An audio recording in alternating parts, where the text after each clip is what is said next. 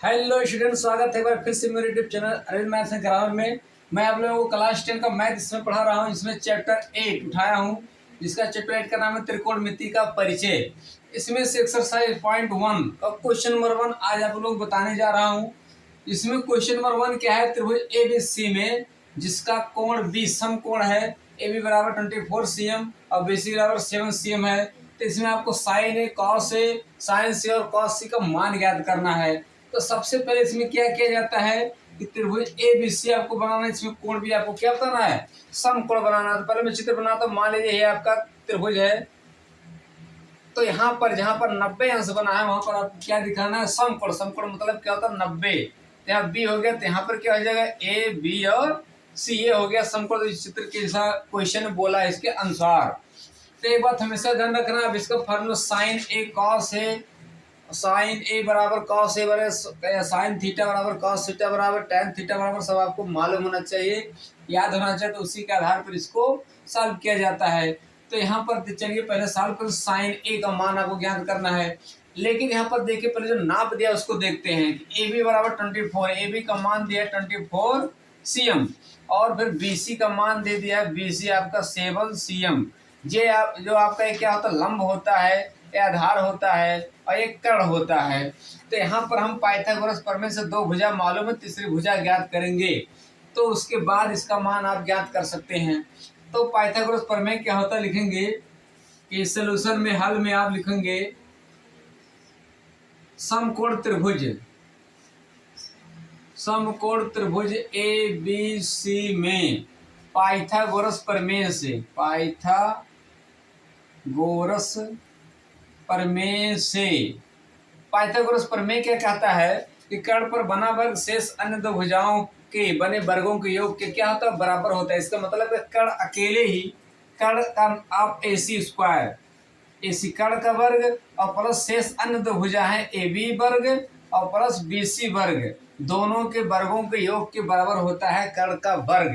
ये पाइथागोरस प्रमेय है, पाइथागोरस ने बताया था। इस सिद्धांत को उन्हीं के नाम पे रखा गया है, आपको मालूम होना चाहिए। तो यहाँ पर देंगे AC है 24 स्क्वायर और AB का मान है AB AC तो ज्ञात करना, तो AC रहने देते हैं।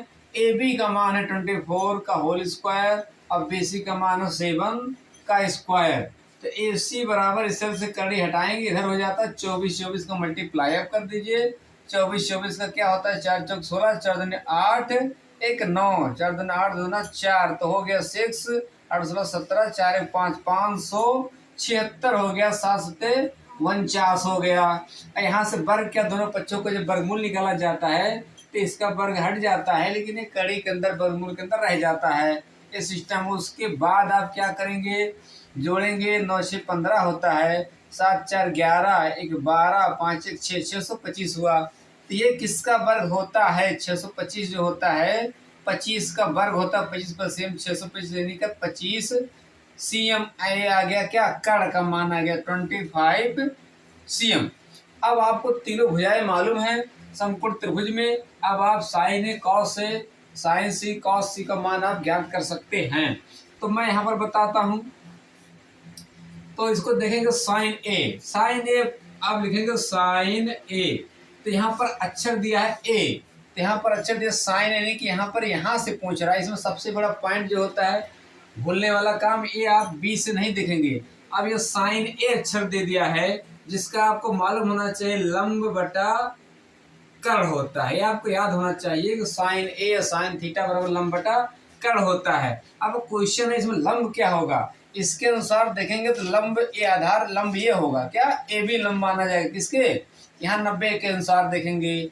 लेकिन यहाँ पर आपको देखना इस शीर्ष के अनुसार, इस यहाँ पर जहाँ पर कोण बने, क्योंकि अक्षर क्या दिया है ए दिया है, इस नाते यहाँ से देखेंगे तो कर्ण जो कोण देता है उसके सामने का जो भुजा होता है, सम्मुख भुजा होता है इसके, वही लंब माना जाता है। सबसे बड़ा पॉइंट ये लोग भूलते हैं, यानी कि लंब रियल में चित्र जो बनाया यहाँ दिख रहा है, लेकिन जब ए के अनुसार देखेंगे तो लंब क्या हो जाएगा, BC हो जाएगा। तो आप BC लिखोगे और कर्ण हमेशा वही रहता है, क्योंकि सबसे बड़ी भुजा कड़ी होता है, तो कर्ण नहीं चेंजिंग होगा, तो ये हो जाएगा AC हो जाएगा। तो उम्मीद करता हूँ आप भूलेंगे नहीं, क्योंकि भूलने वाली प्रक्रिया ही है। हम इसके अनुसार देखेंगे लंब कौन है। लंब आधार बदलता है, कर्ण तो वही रहता है। तो यहाँ इसे लंब बन गया, ये आधार का काम यहाँ कर रहा है ए के हिसाब से। अब यहाँ पर देखेंगे BC जो है, BC आप देखेंगे हमने पहले BC लिखा, BC क्या है, लंब है। इसके अनुसार तो ये क्या लिखेंगे, 7 लिख देंगे। और AC क्या होगा, 25। तो ये हो गया आंसर इसका।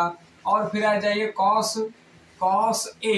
कॉस A बराबर आपको मालूम होना चाहिए क्या होता है, आधार बटा कर्ण होता है, आधार बटा कर्ण होता है। तब यहाँ पर आप देखिए आधार क्या हो गए। फिर देखिए A यहाँ दिया, A भी यहाँ दिया, यानी कि दोनों अक्षर सेम है। तो इसी के अनुसार देखेंगे हम, इसके अनुसार इसका सम्मुख भुजा आपका जो होगा तो लंब कहलाता। तो यहाँ भी आपका BC लंब है, लेकिन आधार क्या है, AB है। तो यानी कि हमको आधार लिखना है इस बार। तो आधार हो जाएगा AB अपान कर्ण तो वही रहेगा, नहीं बदलेगा, AC। तो AB है इस बार 24 और अपान कर्ण तो 25। ये हो गया आंसर हो गया। अब दो चीज़ और इसमें देखते हैं, लेकिन हमारे पास जगह नहीं, इरेज करके फिर आपको समझाता हूँ। तो स्टूडेंट देखेंगे क्वेश्चन 1 का जो दूसरा वाला क्वेश्चन है उसमें क्या है, ये दोनों बता दिया हूँ। उम्मीद करता हूँ समझ में आ गया होगा, नहीं आया तो फिर ध्यान देंगे बातों पर, इस बार आपके समझ में आ जाएगा। दूसरा दिया है साइन C दिया है। तो साइन C का मतलब साइन थीटा हमेशा वही होगा कि लंब बटा कर्ण होता है। लेकिन अब क्वेश्चन यहाँ पर सबसे बड़ा यही रहेगा कि लंब आखिर में है कौन। तो इस बार अक्षर दिया है C। तो आप यहाँ से ना सोचेंगे, यहाँ से ना सोचेंगे, इस बार सोचना कहाँ है, यहाँ से। तो इस यही तय करेगा जहाँ पर जो अक्षर दिया है कि लंब कौन है और आधार कौन है। कर्ण तो कन्फर्म है, वही रहता है, कर्ण नहीं बदलता है। तो इसका जो सम्मुख भुजा होगा, क्योंकि अक्षर जो दिया है C, सम्मुख भुजा हमेशा लंब माना जाता है। तो रियल में जो चित्र में दिख रहा है लंब, वही है इस बार लंब। और कर्ण नीचे वाला BC है, क्योंकि यहाँ पर देखेंगे सम्मुख भुजा कौन है, AB है। तो इस बार हम लिख दे AB कर्ण हो जाएगा, लंब हो जाएगा, और कर्ण क्या होगा, AC ही रहेगा। तो AB की जगह पे आपको रखना है 24 अपान 25 हो गया। ये हो गया आंसर। अब देखेंगे कॉस C। तो कॉस C, जो कॉस का आपको मालूम होना चाहिए, इसका भी होता है, क्या होता है, लंब बटा आधार साइन का होता है, इसका आधार बटा कर्ण होता है। तो फिर यहीं से देखना, इसका सम्मुख भुजा लंब माना जाता है। तो सीधी बात है, आधार आपका क्या होगा, BC होगा, और लंब क्या होगा, लंब क्या, कर्ण लिखना है, तो आपको AC लिखना होगा।